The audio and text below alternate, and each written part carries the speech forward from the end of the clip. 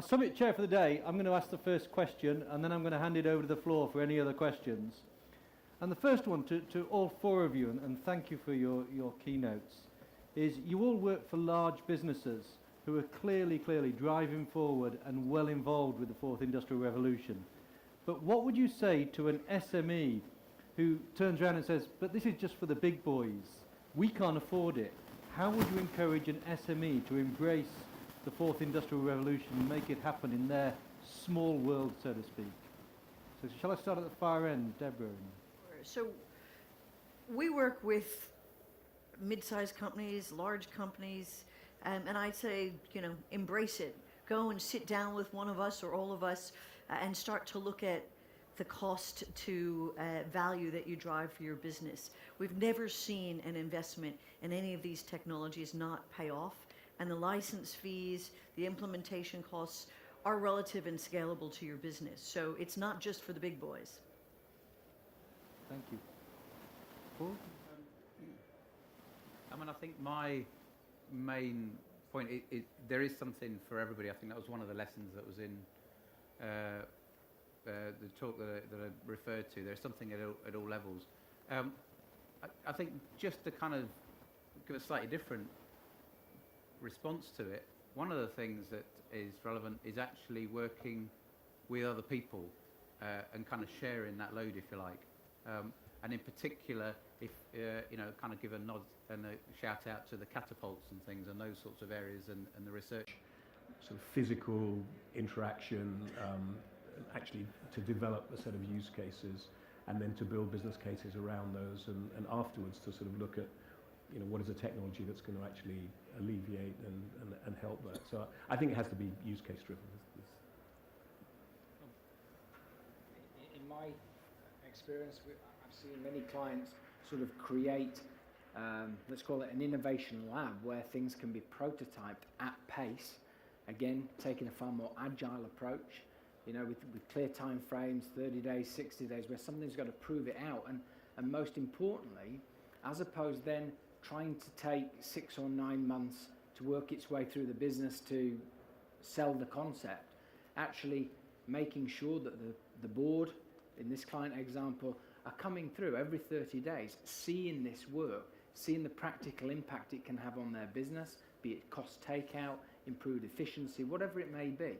But then it becomes, and again, forgive me for saying it, but a far more agile approach, and the acceptance in this particular organisation that things can fail. 1-2 years ago, it was unacceptable. Failure was, there's the door. And as opposed, actually, okay, we've proved it, doesn't work, next. Woof. Feed it through. Rapid, fast, furious, yeah? For sure. Absolutely. Paul, Deborah, do you want to? Yeah, I think just to sort of build on that whole failing fast and kind of the agile thinking part of it, and adding to that, one other element which is that ignites it is customer centricity. It's easy to say, but actually in manufacturing we tend to be quite a long way away from the real customer. And I think if you can build that into part of the experimenting, it really magnifies the whole use case example. I think that's a really key part that I've seen work. So at GE, we had to do this for ourselves. We started on this journey because we needed to make improvements internally. So we deployed pretty much all of those techniques. We got the leadership involved, regular reviews, we built out innovation labs, but very importantly, business unit by business unit, we actually looked at the outcomes, the results we were seeking to achieve. It could be product quality, it could be any wastage, any number of things. Define the top, whatever it is, 5 things per each business unit, and then map out what that means in terms of product, in terms of line, in terms of processes, in terms of service, what sorts of changes you need to make and what that implies for the software. So you might want to start with pilots or not. We have clients around the globes, most of whom probably start at the pilot level, but in some cultures, in some companies, depending on how centrally controlled it is, they've actually taken that approach and mapped it out for the whole company. And we've got a value calculator that we share to help you do that and understand what the payback will be. and they take it and they decide they're going for a big program now to move faster. So you can start incremental or big picture, but you've got to start with, I think to Ben's point, really being pragmatic. What are the outcomes? What are the results you're trying to achieve, and work back from there? Thank you. We've got 3 questions now. We'll try and squeeze them in. There was a guy in the second row here. Please introduce yourself. Hi there, guys. My name's Niall Henry. I'm from the Blair Project. My question goes back to the subject of SMEs. So I just wanted to know from you guys, how can SMEs truly take advantage of these new technologies and these new like software and equipment fees when they're so high?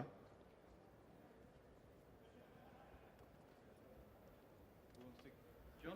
Yeah, sure. I think I tried to address in my session that, I do think the onset of cloud enables you to access a set of infrastructure that's scalable. And again, there's a lot talked about cloud, but at the end of the day, it's the same set of stuff that's scalable and you can access in different ways. And technology, be it on subscription models or other models, can actually enable you to trial things before you make any commitments. Again, forgive me using the Joby example, going back to previous business models, it was inaccessible. And the entry into it, surprised them, in fact, yeah? So I think it, coupled with having, I noticed this morning we've got WMG out in the exhibition hall. There's other bodies like Manufacturing Technology Centre in Anstey, where I was last Monday. There's these centres of excellence that enable you to go in and test certain concepts out. And I think someone's talked about use cases earlier. It's defining that use case, trying to get some measures around that are verifiable, getting that confidence and building out, yeah? Starting small. But I do genuinely believe there are key accessible points now to doing it. And the investment is coming down, isn't it? Yeah, for sure. The investment in some of these technologies, some of these software, it starts in the tens of thousands. And whether it's working through one of the big companies or with most of us with partners and resellers, there are a lot of different players out there that you can work with that can help you with sort of the starter packs to see, will this work for me, that are really in the low 4 figures. Should we take another question just to try and clear them through? Okay, but also a little answer to that, because it can start like getting your own 3D printer, because Industry 4.0 is about flexibility and decentralization. Made a big difference to us. At the moment, it looks like Industry 4.0 is a lot of software in the cloud and factories that, but I don't see the connection that strong between them except data. Wouldn't it be better if there would be covered a missing link, which is positioning, which means at the moment, if you cannot use, let's say, AR for maintenance, for support and service to actually walk around factory-wide, or if a GE turbine is suddenly moving around, it doesn't work anymore. Wouldn't it be good if there would be as a missing link, a technology that allows you to connect to millimeter accuracy, thousandths of a degree orientation, let's say your AR headset, your robot platform, or I don't know, there are many examples what you could actually connect the moment these things all work together under one, not global, but factory coordinate system. And we actually have for the last 7 years developed such a technology, and I would like to know who to talk to, because it could make a big difference to 4.0. So we're in absolute agreement with you. We work with a couple of different augmented reality specialists, have the headsets that actually enable you, because we can build, as others can, a digital twin of the entire factory. Not everything, absolutely everything in the world is integrated into it yet, but now you can visualize almost everything in your factory from wherever, and you can use the digital twin. It's already out there in prototype form, and it's starting to launch into the market at large. You can use the digital twin to actually hone in and see where that problem is, and then integrate your field services software to send right engineer at right time to it. So not every piece of the factory is integrated yet, But that's the path that it's going down. You're absolutely right. I think just, if I understood the question, I'm happy to pick up afterwards in discussion, but just a small added sort of point as well. We do a lot of work with startups and small companies to supplement that and for high fidelity mapping of factory facilities, but also to being able to know where things are very accurately. And another shout out, Living Maps is a company we work with that do exactly that inside a factory, keeping it up to date at a very high level of fidelity, so you're able to know the routing you're looking at is accurate, and those sorts of people are great to be part of an ecosystem and do that kind of developer ecosystem piece.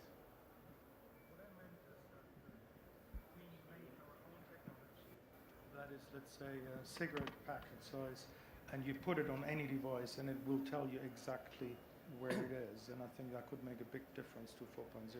It's not mapping. And I think with VR you cannot do this nowadays, to go through the entire factory. You can do in small environments, and if the light is changing, it falls over. It's not robust. It's not an industrial solution. Would you be interested to talk about that afterwards? Always. Okay. Oh, yeah. Thank I think the conversation with the panel afterwards. There's one here, one there. We're going to have to wrap up. This is Henny Fark, Procter & Gamble. One of the challenges we are facing today is in delivering perfect quality. Today's a single defect in social media can get 30,000 hits in a second.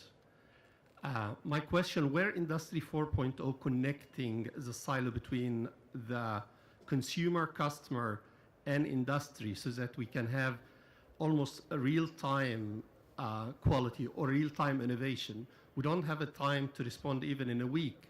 It would be a brand equity issue. And we need the connectivity between data that's generated by consumers, very highly synchronized with the supply chain, even going all the way to suppliers in order to trace defects in minutes and not days.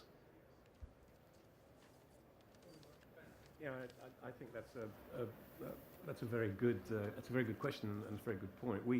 We're actually working with several of our retail clients, for example, to do exactly that, to take social media data. This is a fashion retailer in particular. Is to take social media data and sentiment data about their products, and then to be able to actually feed that into production demand and into design engineering. I think that's absolutely where we're going to end up in the long run. I think we will have production systems that are actually doing customized manufacturing based on real-time input from consumers, and social media will be the vehicle for delivering that. Yeah, absolutely. It is very actually it is very challenging to reach like a traceability with an equipment producing 2,000 parts per million per minute, and tracing real time a consumer back to single unit through digitization. That's a lot of profit, because it's actually depending on the equity of the brand in the social media, which is quite a challenge. I hope Industry X.0, as you mentioned, making this connectivity happening. Thank you. Thank you. Dorian Smoney from Total Control Pro. First of all, it's been great to hear the panel actually really bring in, I haven't heard anything about factories of the future. It's all about factories of now, which is great. But what I got present to was the conversation from the SME side, and from that mass adoption that we're really standing in. We heard cost, we heard complexity, we heard impact in terms of downtime. And I've got two questions of the panel. First of all, do you think that we're possibly missing an opportunity in terms of the testimonials that we share? £1 billion in saving is an extraordinary testimonial, but I wonder, it standing in that mass adoption, getting us from 38% up to 88%, whether we as an organisation or as an industry would be better off sharing testimonials of the 5, the 10, the £20 million SME turnover, the impact that's made there. And my second question to the panel is, as being leaders of some of the biggest organisations spearheading this, are you taking on any initiatives to actually share those testimonials as well as the ones that are great brands to see on the PowerPoint? Testimonials and sharing. John, do you want to go first? Yeah, sure. So 8 weeks in, I think that I made a point that competitors are far more comfortable. The barriers seem to be going in terms of sharing, and I think whether it's through initiatives that are catapult funded or with various academic bodies, we have to find the environment in which we can actually, clients can go and innovate. Yeah, and I know some of these things do exist, but we need to be investing in them. I mean, Ben talked about the investment that they're making in the UK initiative. I just think we need to find more sort of lab environments where the small, medium-sized enterprise can go and work. You know, I mentioned I was at the MTC last Monday, and just be there, yeah? And we have to support that. We are, through one of our partners, Intrinsis. So we need to find ways to do it in a swifter way, I would say. Yeah. I think we're going to have to wrap up now, because looking at the clock, we've run 10 minutes over. Can we thank our panellists? What a great set of keynotes, and thank you very much for answering the questions. Thank you. And I'm sure some of them are still around during the day, so opportunity to continue the conversations. We've got refreshment coffees outside, I think, so take a break, comfort break. We're back here 1:45 prompt. Thank you.